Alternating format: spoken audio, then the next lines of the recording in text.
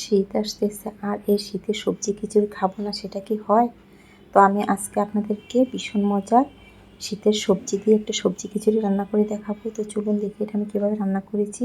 তো প্রথমে চুলায় একটা প্যানের মধ্যে এখানে আমি পরিমাণ মতো তেল দিয়ে দিলাম, কিছু পেঁয়াজ কুচানো দিয়ে দিলাম, 2টো এলাচ, 2টো দারচিনি, 2টো তেজপাতা দিয়ে দিলাম। দিয়ে পেঁয়াজটা আমি একটু হালকা ভেজে নিচ্ছি। তো আমি পেঁয়াজটা একটু হালকা ভেজে এখন এখানে আমি আদা কুচানো দিয়ে দিচ্ছি 1 টেবিল চামচের উপরে। তো দিয়ে আমি আদা কুচানোটা দেওয়ার পরে একটু ভেজে নিচ্ছি। আপনারা চাইলে এখানে আদা বাটাটাও দিতে পারেন। তো আদা কুচানোটা দিয়ে একটু ভেজে এখানে আমি গাজর আর ফুলকপি দিয়ে দিলাম। তো ফুলকপি আর গাজরটা আমি প্রথমে একটু ভেজে এখন এখানে আমি কিছু মিষ্টি কুমড়ো দিয়ে দিলাম। তো মিষ্টি কুমড়োটা দেওয়ার পর আমি আবার একটু ভেজে নিলাম। তো ভাজার পরে এখানে আমি কিছু মশলা দিয়ে দিচ্ছি, চুলার হিটটা কমিয়ে দিচ্ছি। এই পর্যায়ে 1 চা চামচ হলুদের গুঁড়ো, 1 চা চামচ মরিচের গুঁড়ো, 1 চা চামচ জিরার গুঁড়ো, 1 চা চামচ ধনিয়ার গুঁড়ো আর 1 চা চামচ হচ্ছে গরম মশলার গুঁড়ো, স্বাদ মতো লবণ আছে। তো এখানে আমি সবজিটার পরিমাণে লবণ দিয়ে দিচ্ছি। তো দিয়ে এখন আমি এই সবজিটা একটু ভালোভাবে কষিয়ে নিলাম।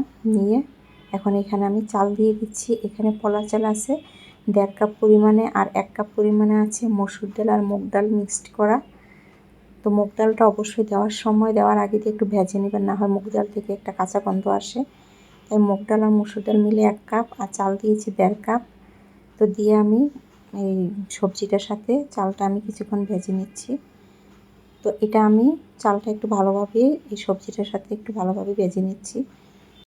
তো চাল সবজি কিছুক্ষণ ভাজার পরে এখন এখানে আমি গরম পানি দিয়ে দিচ্ছি। তো যেহেতু এখানে আমি 2.5 কাপ পরিমাণে চাল আর ডাল দিয়েছি, তো আমি এখানে 5 কাপ পরিমাণে পানি দিয়ে দিব। তো যতটুকু চাল আর ডাল দিবেন তার ডাবল পরিমাণ অবশ্যই পানি দিতে হবে। এখন আমি ভালোভাবে মিক্সড করে পানিটা দেওয়ার পরে ঢাকনা দিয়ে ঢেকে দিলাম।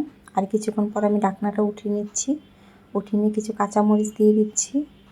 আর এখানে আমি উঠানোর আগে দিয়ে 1 টেবিল চামচ পরিমাণে এই বিরিয়ানির মশলা দিয়ে দিয়েছি। তো অবশ্যই চেষ্টা করবেন উঠানোর আগে দিয়ে কিছুটা বিরিয়ানির মশলা দিতে, তাহলে খিচুড়ির টেস্ট বহুগুণে বেড়ে যায়। আর উঠানোর আগে দিয়ে অবশ্যই ঘি দেওয়ার চেষ্টা করবেন। ঘি দিলে মানে খিচুড়িটা খেতে অসাধারণ লাগে। তো সাথে কিছু ধনিয়া পাতা কুচানো দিয়ে দিলাম। দিয়ে এটা আমি একটু ভালোভাবে মিশিয়ে এটা আমি চুলাটা কমিয়ে দিয়ে ঢাকনা দিয়ে ঢেকে আর 7 থেকে 8 মিনিটের মতন রাখলে আমার খিচুড়িটা হয়ে যাবে। তো 7-8 মিনিট পর আমি ঢাকনাটা উঠিয়ে নিচ্ছি। আর এর মধ্যে আমার খিচুড়িটা একদম পারফেক্টভাবে হয়েছে। আর এই খিচুড়িটা অনেক বেশি মজার হয়েছিল। তো আমার এই খিচুড়ির রেসিপিটা যদি আপনার ভালো লেগে থাকে প্লিজ লাইক, কমেন্ট এবং শেয়ার করে দেবেন। সবাই ভালো থাকবেন, সুস্থ থাকবেন। আজ এ পর্যন্তই। আজকের জন্য আল্লাহ হাফেজ।